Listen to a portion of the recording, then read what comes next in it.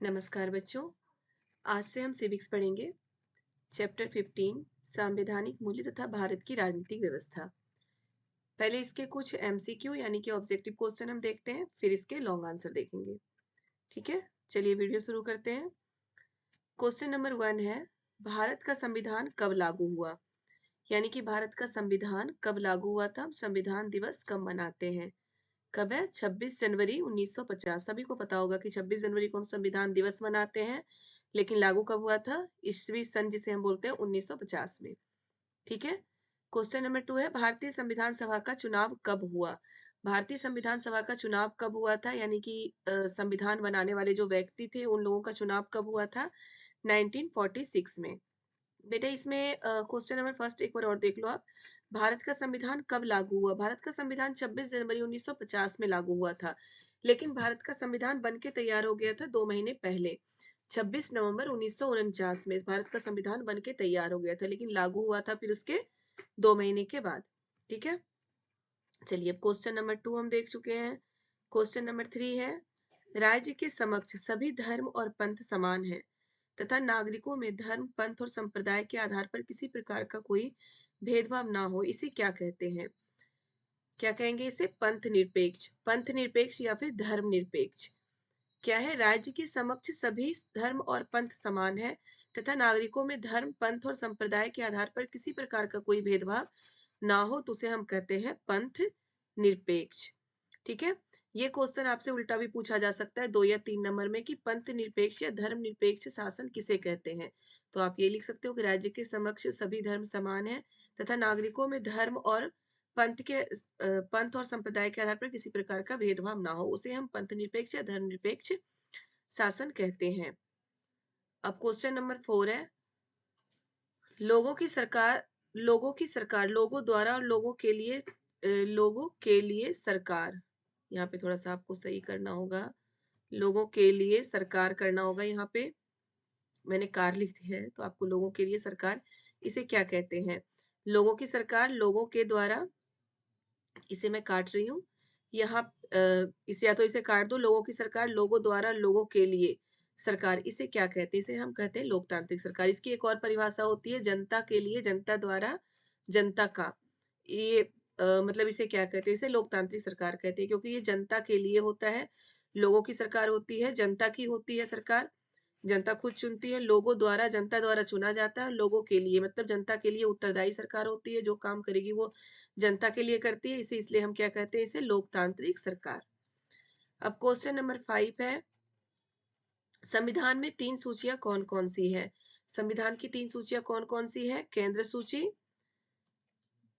राज्य सूची और समवर्ती सूची। ये संविधान की 3 सूचियां हैं। इसमें सभी के अलग अलग अधिकार दिए गए हैं। केंद्र के कुछ अधिकार दिए गए हैं जिसे हम केंद्र सूची कहते हैं, राज्य को जो अधिकार दिए गए हैं वो राज्य सूची में है, और समवर्ती सूची में क्या है? केंद्र और राज्य दोनों को साथ में कुछ अधिकार मिले हुए हैं, उसे हम समवर्ती सूची कहते हैं।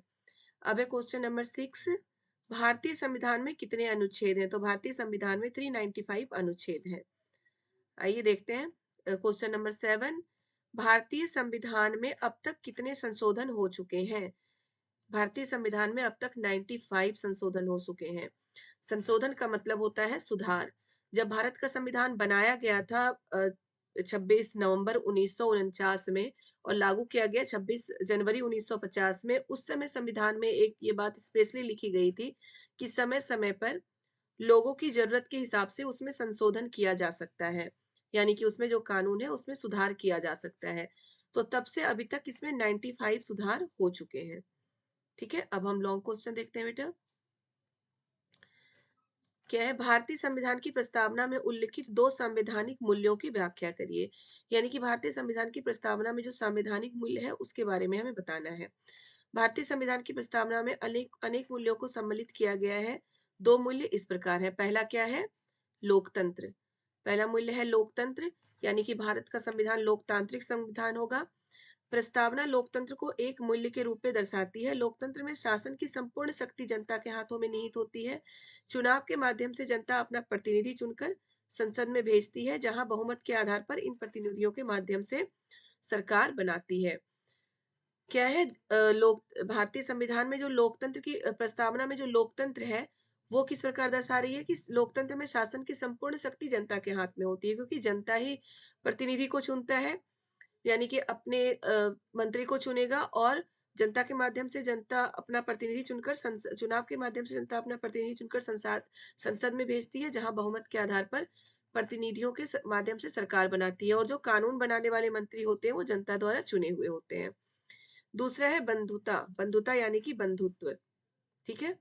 प्रस्तावना में भारत के लोगों के बीच भाईचारा स्थापित करने के उद्देश्य से बंधुता के मूल्य को बढ़ावा देने की प्रतिबद्धता को स्पष्ट रूप से अभिव्यक्त किया गया है। अतः न्याय, स्वतंत्रता और समानता के जैसे आदेशों को अर्थपूर्ण बनाने के लिए प्रस्तावना में बंधुता को का बहुत महत्व है। क्या है जो दूसरी संविधान की प्रस्तावना में क्या लिखा गया है? बंधुता यानी कि बंधुत्व, भाईचारा बोल सकते हैं हम इसे।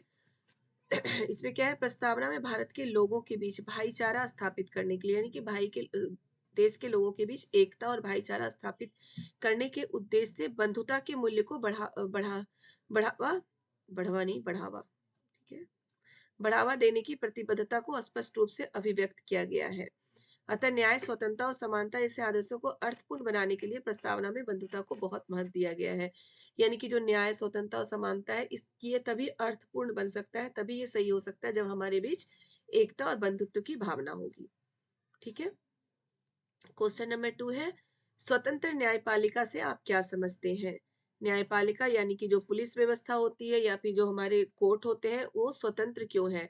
स्वतंत्र न्यायपालिका से आप क्या समझते हैं? संघीय व्यवस्था की एक अन्य विशेषता स्वतंत्र न्यायपालिका है।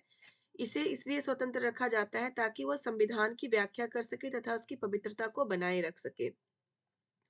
भारत में न्यायपालिका स्वतंत्र है। केंद्र तथा राज्य सरकारों के बीच के विवादों का निपटारा करना भारत के सर्वोच्च न्यायालय का प्रारंभिक अधिकार क्षेत्र है। यदि कोई कानून संविधान का उल्लंघन करता है, यहाँ पे होगा करना है नहीं करता है, तो यह उस कानून को असंवैधानिक घोषित कर सकता है। स्वतंत्र न्यायपालिका क्या है? कार्यपालिका और विधायिका से जो हमारी न्यायपालिका है बिल्कुल स्वतंत्र है। अगर न्यायपालिका किसी मंत्री के हाथ में होती या फिर कार्यपालिका के हाथ में होती तो उस पर एक दबाव होता, वो मंत्री के खिलाफ कुछ नहीं कर सकती थी, कोई भी किसी भी कानून को असंवैधानिक यानी कि गलत घोषित नहीं कर सकती थी। इसलिए न्यायपालिका को स्वतंत्र रखना बहुत जरूरी है। वो संविधान की व्याख्या करने के लिए, यानी कि ये संविधान में जो चीजें हैं उसे लोगों तक पहुंचाने के लिए, बताने के लिए, सरकार के बीच के विवादों का निपटारा करने के लिए न्यायपालिका को सर्वोच्च न्यायालय का प्रारंभिक अधिकार क्षेत्र है। सर्वोच्च न्यायालय का अधिकार क्षेत्र होता है कि सरकारों के बीच जो भी मतभेद हो उसके विवादों का वो निपटारा करे, यानी कि विवादों को खत्म करे। नेक्स्ट क्वेश्चन है, भारतीय संविधान के लक्षणों का वर्णन करें, यानी कि भारतीय संविधान के क्या क्या लक्षण है, क्या क्या है इसमें। भारतीय संविधान के लक्षणों का वर्णन निम्नलिखित है। फर्स्ट है पॉइंट इसमें, भारतीय संविधान संसार में सबसे बड़ा लिखित संविधान है। बेटा ये ऑब्जेक्टिव क्वेश्चन में भी आ सकता है कि संसार का सबसे बड़ा लिखित संविधान कहाँ का है, तो भारत का है। याद रखिएगा, विश्व का सबसे बड़ा लिखित संविधान भारत का, लिखित मतलब कि रिटर्न में है, भारत का है सबसे बड़ा रिटर्न संविधान। संविधान निर्माताओं ने भारत तथा उसके नागरिकों के विकास के लिए प्रत्येक विषय का वर्णन उसमें किया है, यानी कि जो हमारा संविधान है उसमें प्रत्येक विषय का वर्णन किया गया है, तभी ये इतना बड़ा लिखित संविधान हुआ है जो विश्व का सबसे बड़ा लिखित संविधान है। दूसरा है, यह एक लचीला संविधान है। इसमें संशोधन की जा सकती है। कुछ एक परिस्थितियों में इसकी कुछ धाराओं को एक निश्चित प्रक्रिया के द्वारा परिवर्तित किया जा सकता है। अभी ऊपर मैं बता चुकी हूँ कि जब संविधान बना था तो उसमें ये चीज भी सम्मिलित थी कि समय पर लोगों की मतलब कि सुविधा के अनुसार, लोगों की सुविधा के लिए उसमें संविधान में संशोधन यानी कि सुधार किया जा सकता है, इसलिए इसको लचीला संविधान बोला गया है। तीसरा है, भारतीय संविधान लचीला होने के साथ साथ कठोर भी है। इसकी धाराओं में परिवर्तन संसद की अनुमति के बिना नहीं किया जा सकता है। ऐसा नहीं है कि भारतीय संविधान लचीला है इसका मतलब कोई भी जाके उसकी धाराओं में परिवर्तन कर दे, कोई भी संविधान को बदल दे, ऐसा नहीं है। बिना संसद की अनुमति के भारतीय संविधान में कोई भी संशोधन नहीं किया जा सकता है। पॉइंट 4 है, यह एक बृहद दस्तावेज है। इसमें सभी राजनीतिक, प्रशासनिक, सामाजिक विषयों का उल्लेख है। यह एक बृहद बहुत बड़ा दस्तावेज है। इसमें सरकार के अधिकार और कर्तव्य, जनता के अधिकार और कर्तव्य और प्रशासनिक जो होते हैं सभी के अधिकार और कर्तव्य, हर चीज इसमें उल्लेखित है, मतलब हर चीज का उल्लेख इसमें है। ठीक है। अब क्वेश्चन नंबर 4 हम देखते हैं। भारत का संविधान 26 जनवरी 1950 को लागू क्यों किया गया? ये मैं ऊपर आपको बता चुकी हूँ कि भारत का संविधान 26 नवंबर 1949 को बनकर तैयार हो गया था, लेकिन 26 जनवरी 1950 को लागू किया गया क्यों? मतलब 2 महीने के बाद, जबकि संविधान को बनने में 2 साल से ज़्यादा वक़्त लगा था, उतने दिन लोग उसका इंतज़ार कर रहे थे, लेकिन लागू करने में 2 महीने का डिले क्यों किया गया? तो वो अब हम देखते हैं। भारत का संविधान 26 नवंबर 1949 1949 को बनकर तैयार हो गया था, लेकिन इसे 26 जनवरी 1950 को लागू किया गया। इसके पीछे कारण यह है कि पंडित नेहरू ने दिसंबर 1929 को, याद रखिएगा 1929 को लाहौर अधिवेशन में पूर्ण स्वतंत्रता की मांग का प्रस्ताव पास कराया था और 26 जनवरी 1930 का दिन प्रथम स्वतंत्रता दिवस के रूप में स्वतंत्रता से पहले ही मनाया गया था। इसी दिन को ऐतिहासिक बनाने के लिए संविधान सभा ने संविधान को 26 जनवरी 1950 को लागू करने का निर्णय किया था। अब क्या है, संविधान जो हमारी बनके तो तैयार हो गई थी 26 नवंबर 1949 में, लेकिन उसे लागू किया गया 26 जनवरी 1950 को। इसके पीछे रीजन क्या था कि जो हमारे पंडित नेहरू थे, उन्होंने दिसंबर 1929 1929 को लाहौर अधिवेशन में पूर्ण स्वतंत्रता की मांग का प्रस्ताव पास कराया था अंग्रेजों से। और 26 जनवरी 1930 का दिन था जब प्रथम स्वतंत्रता दिवस मनाया गया, स्वतंत्रता के पहले। प्रथम स्वतंत्रता दिवस मनाया गया था स्वतंत्रता के पहले ही, याद रखिएगा 26 जनवरी 1930, 26 जनवरी 1930 में। और उसी दिन को सेलिब्रेट करने के लिए जो हमारा संविधान दिवस मनाया जाता है, उसे हम कब मनाते हैं? 26 जनवरी 1950 को, यानी कि 2 महीने पहले संविधान बनके तैयार हो गया था, फिर भी उसे लागू किया गया है उसी दिन को सेलिब्रेट करने के लिए 2 महीने के बाद। ठीक है? क्वेश्चन नंबर 5 देखते हैं। संविधान की उद्देशिका में कही गई 4 बातों का उल्लेख करें। संविधान की उद्देशिका में 4 बात क्या-क्या है? संविधान की उद्देशिका या प्रस्तावना में की गई 4 बातें इस प्रकार है। पहला है, भारत में सामाजिक, आर्थिक अथवा राजनीतिक न्याय की स्थापना की जाएगी। यानी कि भारत में समानता, मान लो इसको, सामाजिक, आर्थिक तथा अथवा राजनीतिक न्याय की स्थापना की जाएगी। सब में सबको एक माना जाएगा और इनकी न्याय की स्थापना की जाएगी। दूसरा है, विचार, अभिव्यक्ति, विश्वास, धर्म तथा उपासक की स्वतंत्रता स्थापित की जाएगी। अभिव्यक्ति की स्वतंत्रता दी जाएगी, विश्वास, हमें जिस चीज पे विश्वास है हम मान सकते हैं, धर्म तथा उपासक की स्वतंत्रता दी जाएगी कि हम किसी भी धर्म का पालन कर सकते हैं, उपासना कर सकते हैं, अपने धर्म का प्रचार कर सकते हैं, लेकिन साथ साथ हम किसी दूसरे के धर्म की बुराई नहीं कर सकते। पॉइंट नंबर 3 है, भारतीय लोकतांत्रिक गणराज्य में प्रतिष्ठा व अवसर की समानता स्थापित की जाएगी। क्या है, लोकतांत्रिक गणराज्य में प्रतिष्ठा व अवसर की समानता स्थापित की जाएगी। सभी को समान प्रतिष्ठा, सम्मान मिलेगा और सभी को समान अवसर मिलेगा किसी भी चीज के लिए। पॉइंट नंबर 4 है, बंधुता प्राप्ति को उद्देश्य माना जाएगा। यानी कि बंधुत्व, जो एकता है, उसको सबसे बड़ा उद्देश्य माना जाएगा कि सभी में बंधुत्व हो, सभी में भाईचारा हो। ठीक है? क्वेश्चन नंबर 6 है, संविधान का क्या अर्थ है? ये क्वेश्चन सबसे पहले देना था, लेकिन मैं बाद में लिखी हूँ। संविधान का क्या अर्थ है, देखते हैं। संविधान शब्द का प्रयोग नियम और कानून के ऐसे समूह के लिए किया जाता है जो ज्यादातर लिखित होते हैं। भारत का संविधान दुनिया के सभी संविधानों में सबसे लंबा लिखित संविधान है। संविधान का क्या अर्थ है? आप सिंपल शब्दों में लिख सकते हो कि कानूनों का लिखित दस्तावेज, उसे हम संविधान कहते हैं। कानूनों का लिखित दस्तावेज, उसमें सभी के लिए कानून होता है, चाहे वो सरकार हो, जनता हो, कोई भी हो, सभी के अधिकार होते हैं, कर्तव्य होते हैं, सभी के लिए कानून होता है। मतलब जो हमारे नियम और कानून के ऐसे समूह, नियम जो हमारे हैं, हमें क्या करना चाहिए, क्या नहीं करना चाहिए, और कानून इन सभी के समूह के लिए किया जाता है जो ज्यादातर लिखित होता है, उसे हम क्या कहते हैं? संविधान। भारत का संविधान दुनिया के सबसे बड़ा लिखित संविधान है, मैं आपको पहले भी बता चुकी हूँ। चलिए क्वेश्चन नंबर 7 देखते हैं। भारतीय संविधान की कौन कौन सी प्रमुख विशेषताएं हैं? भारतीय संविधान की विशेषताएं, भारतीय संविधान की निम्नलिखित विशेषताएं हैं। पहला क्या है? लिखित संविधान। भारतीय संविधान लिखित है।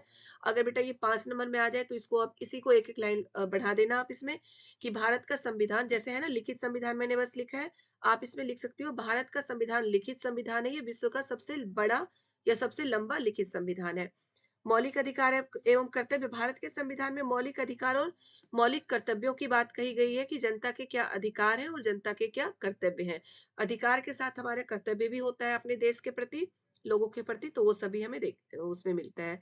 राज्य के नीति निर्देशक तत्व, राज्य के नीति निर्देशक तत्व हैं कि राज्य के क्या क्या मतलब नीति निर्देशक तत्व है, राज्य के क्या-क्या अधिकार या कर्तव्य हैं वो है। एकीकृत न्यायिक व्यवस्था, जो न्यायिक व्यवस्था है वो एकीकृत है। हमारे जो 3 कोर्ट हैं, तीनों कोर्ट को एकीकृत किया गया है। अगर डिस्ट्रिक्ट कोर्ट में कोई केस हार जाता है तो वो हाई कोर्ट जा सकता है, हाई कोर्ट से सुप्रीम कोर्ट। यानी कि तीनों कोर्टों को एकीकृत एक माना गया है। फिर है एकल नागरिकता। हमें पूरे देश में ये नहीं कि अगर हम किसी राज्य में, भारत के किसी एक राज्य में रहते हैं तो हमें वहीं की नागरिकता मिलेगी, दूसरे राज्य की नागरिकता नहीं मिलेगी। ऐसा ऐसा नहीं है, हमें एकल नागरिकता मिली हुई है कि हम भारत के नागरिक हैं। ठीक है।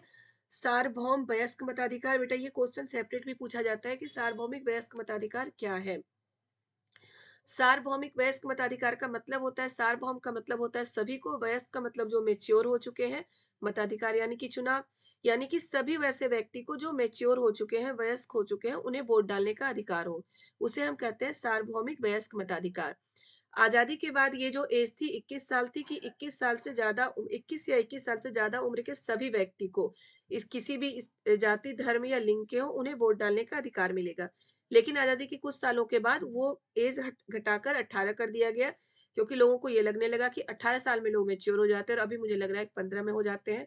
ठीक है। तो उसे घटाकर 18 कर दिया गया कि 18 या 18 साल से ज्यादा उम्र के सभी व्यक्ति, चाहे वो किसी भी धर्म, जाति या लिंग, स्त्री पुरुष, सभी को वोट डालने का अधिकार हो। इसे हम सार्वभौमिक वयस्क मताधिकार कहते हैं।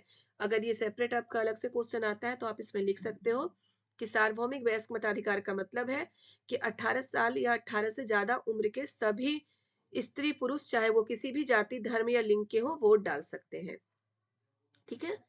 नेक्स्ट है संघीय व्यवस्था था संसदीय शासन प्रणाली। संघीय व्यवस्था है यानी कि जो भारत में है, उनकी, भारत की जो सरकार है उनकी जो अधिकार हैं, अधिकार बोल सकते हैं, उनके अधिकार वो बटे हुए हैं। या फिर भारत में 3 तरह की सरकारें हैं, पंचायती राज, राज्य सरकार और केंद्र सरकार। इसे हम संघीय व्यवस्था कहते हैं। संसदीय शासन प्रणाली, भारत में जो सब कोई भी महत्वपूर्ण फैसला हमारे संसद में होता है, कानून बनाने का अधिकार संसद को है। ये क्वेश्चन भी आता है कई बार कि कानून बनाने की सबसे बड़ी संस्था कौन-सी है भारत में? तो कौन-सी है? संसद है। कानून बनाने का अधिकार भी संसद को है। संविधान में जो संशोधन होता है वो करने का अधिकार भी सिर्फ संसद को है। संसद की अनुमति से ही संविधान में संशोधन किया जा सकता है। तो बेटा ये थे आज के क्वेश्चन।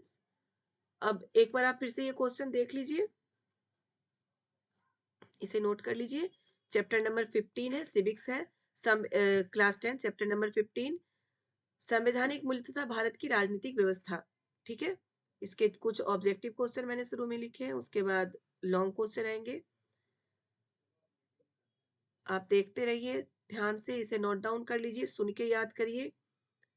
चैप्टर बहुत इंपॉर्टेंट है बेटा, ये आगे चल के भी आपके कंपटीशन के एग्जाम में भी ऐसे चैप्टर से बहुत सारे क्वेश्चन आते हैं, क्योंकि जो हमारा संविधान है उसी पर तो हमारा देश टिका हुआ है, तो उस पर तो क्वेश्चन आना ही है। और अगर हमारा वीडियो पसंद आए तो वीडियो को लाइक करिए। जिसने अभी तक सब्सक्राइब नहीं किया वो चैनल को सब्सक्राइब जरूर कर दें।